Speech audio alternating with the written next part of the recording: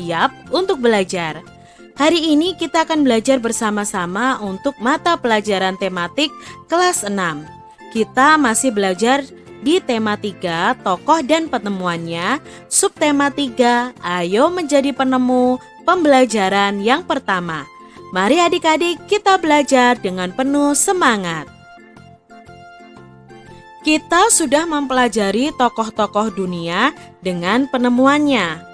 Lalu sikap-sikap seperti apakah yang harus dimiliki untuk menjadi seorang penemu?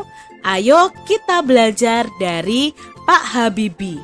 Nah, Pak Habibie ini adalah salah satu penemu yang berasal dari Indonesia. Disiplin dan kerja keras awal dari sebuah inovasi yang cemerlang.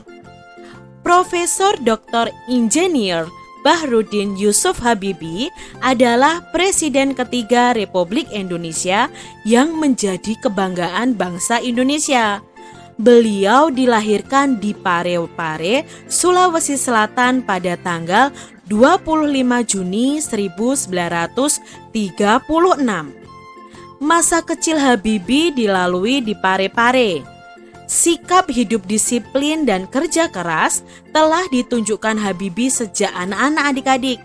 Ia memiliki semangat yang tinggi pada ilmu pengetahuan dan teknologi. Ia melanjutkan SMA di Bandung dan prestasinya itu selalu menonjol, terutama pada pelajaran IPA dan matematika. Perjuangan keras di perantauan didukung oleh kemauan keras untuk belajar. Selepas SMA, beliau masuk di ITB, Institut Teknologi Bandung. Kemudian mendapatkan beasiswa untuk melanjutkan kuliah di Jerman, jurusan konstruksi pesawat terbang. Ia bertekad bulat untuk bekerja keras dan harus sukses. Habibie selalu menggunakan musim liburannya dengan bekerja mencari uang untuk membeli buku sebagai pendukung sekolahnya. Wah, hebat ya Pak Habibie ini adik-adik ya.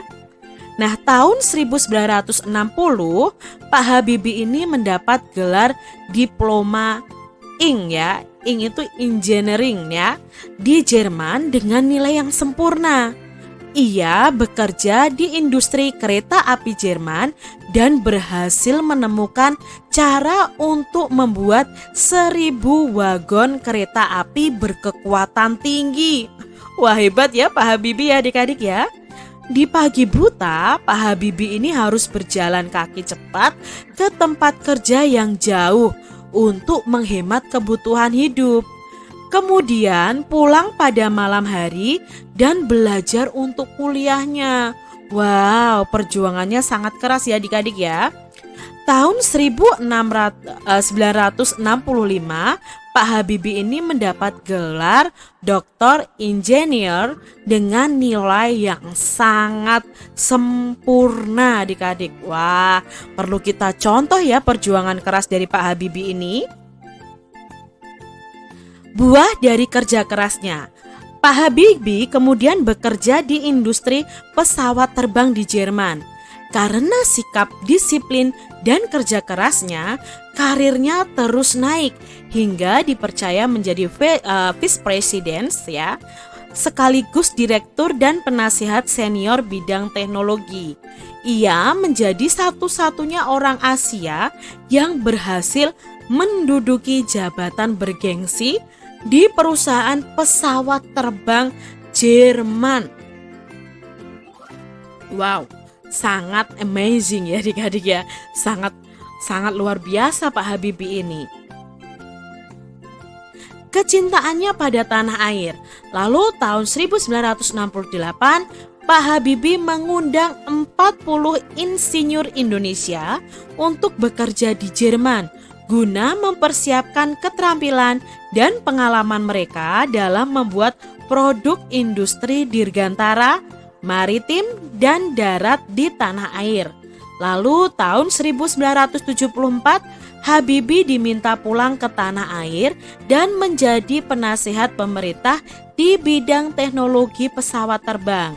Ia menjadi Menteri Negara Riset dan Teknologi hingga menjadi Wakil Presiden dan Presiden RI ketiga. Ini ya adik-adik ya, betapa Pak Habibie itu sangat mencintai tanah airnya Indonesia. Prestasi cemerlang buah dari disiplin dan kerja keras. Habibie ini menyumbang berbagai penemuan dan sejumlah teori di bidang konstruksi pesawat terbang seperti Habibie Factor, Habibie Theorem, dan Habibie Method. Metode ini yang dipakai untuk universitas di seluruh dunia. Ia dijuluki sebagai Mr. Crack karena menemukan rumus untuk menghitung cacat badan pesawat terbang. Ia juga menerima banyak penghargaan adik-adik dan prestasinya diakui dari berbagai lembaga internasional seperti Jerman, Inggris, Swedia, Prancis, dan Amerika Serikat, serta menerima penghargaan yang hampir setara dengan hadiah Nobel. Wah, keren sekali Pak Habibie ini ya. Sungguh prestasinya sangat cemerlang karena buah dari disiplinnya. Dari dia kecil, dia disiplin dan kerja keras adik-adik. Lalu Pak Habibie ini dijuluki sebagai Bapak Teknologi Indonesia. Tahun 1976, Habibie mendirikan industri pesawat terbang pertama di kawasan Asia Tenggara, yaitu PT Nurtonio dan industri strategis lainnya. Industri binaannya berhasil memproduksi pesawat terbang, wow, helikopter, wow, senjata, keren, amunisi, wah bagus, mantap ya, kapal, tank, panser, water cannon, kendaraan RPPM, kendaraan tempur, dan masih banyak lagi baik untuk keperluan sipil maupun militer. Wah, hebat ya Pak Habibie ini adik-adik. Semakin kagum ya dengan Bapak Teknologi Indonesia ini. Nah, di tingkat dunia, Habibie ini terlibat sebagai di berbagai proyek desain dan konstruksi pesawat terbang seperti Fokker, pesawat angkut militer, jet eksekutif, Airbus, pesawat angkut dengan teknologi mendarat dan lepas landas seperti vertikal, CN235, CN250. Selain itu, Habibie secara tidak langsung ikut terlibat dalam proyek perhitungan dan desain helikopter, pesawat tempur multifungsi, beberapa peluru kendali, dan satelit di tingkat dunia. Keren ya adik-adik ya, Pak Habibie ini prestasinya sungguh luar biasa.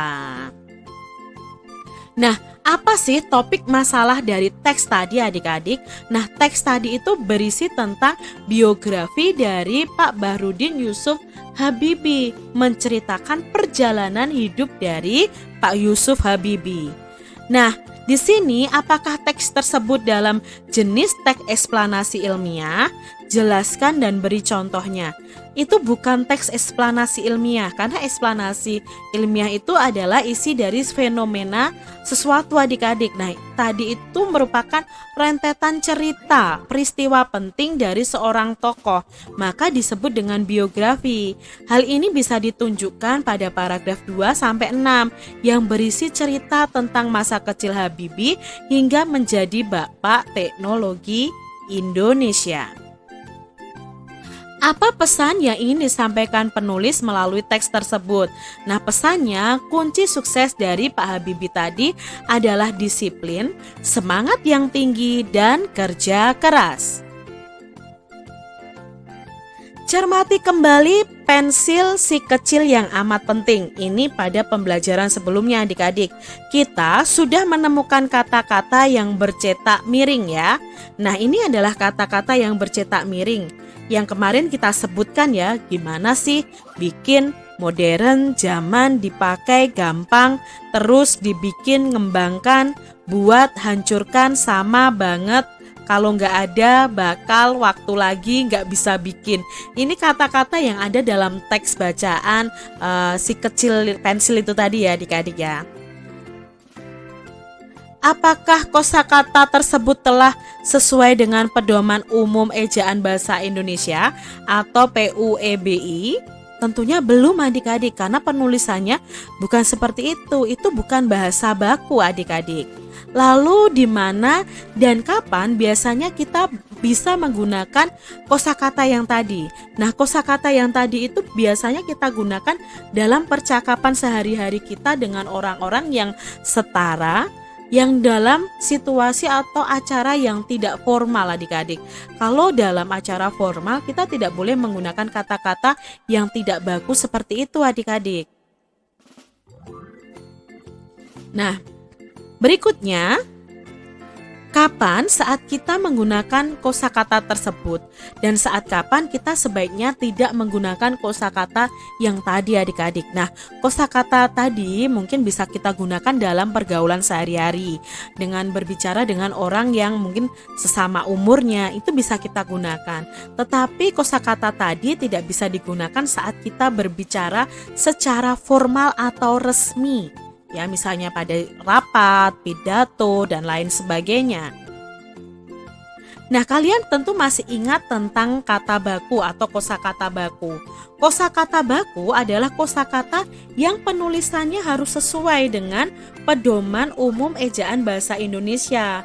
Sebaliknya, kosakata non baku adalah kosakata yang penulisannya tidak sesuai dengan Pedoman Umum Ejaan Bahasa Indonesia. Kosakata baku itu wajib digunakan dalam tulisan atau percakapan pada acara-acara formal. Sedangkan untuk yang non baku atau tidak baku itu biasanya untuk percakapan non formal, seperti saat kita berbicara kepada teman dalam kehidupan sehari-hari. Nah, ciri-ciri kata baku atau kosakata baku itu tidak dipengaruhi bahasa daerah tertentu, tidak dipengaruhi bahasa asing, bukan untuk bahasa percakapan. Pemakaian imbuhan pada kata itu bersifat eksplisit. Pemakaian kata sesuai dengan konteks kalimatnya. Kata baku itu bukan kata rancu. Lalu pengertian kata tidak baku. Nah, kata tidak baku itu merupakan kebalikan dari kata baku ya. Berarti yang tidak sesuai dengan aturan atau kaidah berbahasa Indonesia yang baik. Nah, ketidakbakuan sebuah bahasa tidak hanya tidak hanya ditentukan dengan penulisan yang tidak sesuai pedoman, namun juga bisa terjadi karena salah tulisan, pengucapan yang salah, dan susunan kalimat yang tidak sesuai. Kalimat tidak baku itu lebih sering digunakan untuk percakapan sehari-hari karena terkesan lebih santai dan tidak kaku. Nah, kata tidak baku juga dapat digunakan saat berdiskusi, membahas suatu hal bersama teman atau keluarga. Nah, ciri-ciri dari kata tidak baku adalah: pertama, umumnya digunakan dalam bahasa sehari-hari, lalu dipengaruhi oleh bahasa asing dan bahasa daerah. Dipengaruhi juga dengan perkembangan zaman. Bentuknya bisa berubah-ubah, tetapi memiliki arti yang sama meski terlihat beda dengan bahasa baku. Nah, di sini kata-kata non baku tadi kita akan cari tahu artinya dan kita cari tahu kosakata bakunya. Seperti gimana sih? Nah, gimana sih itu bukan baku adik-adik, itu non baku. Kosakata bakunya adalah bagaimana. Itu kata tanya untuk menanyakan kondisi atau cara. Bikin. Nah, bikin itu bukan baku adik-adik, jadi non baku. Itu kosakata bakunya membuat. Arti katanya menciptakan sesuatu. Modern. Nah, tulisannya ini salah adik-adik. Yang betul modern itu tulisannya seperti ini. Itu artinya sesuatu yang terkini.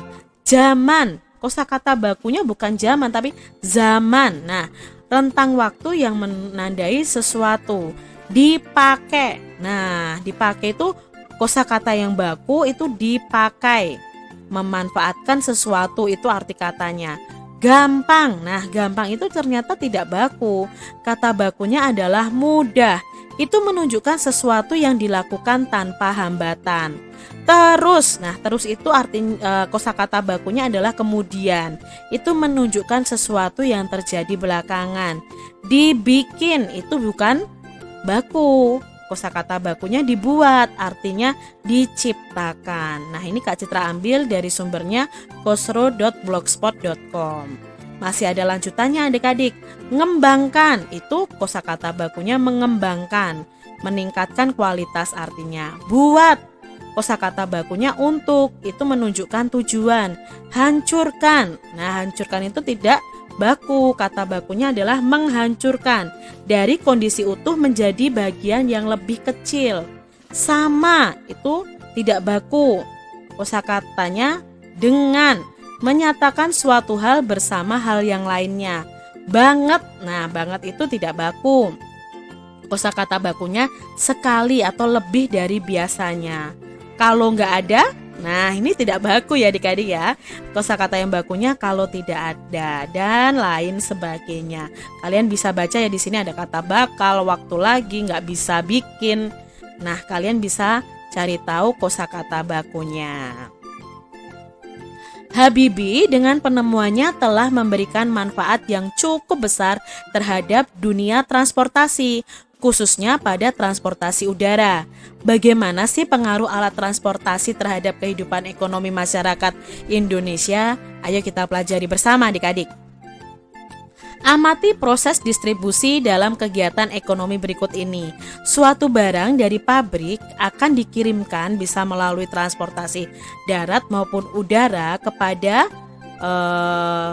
orang-orang ya yang membutuhkan ya, orang-orang yang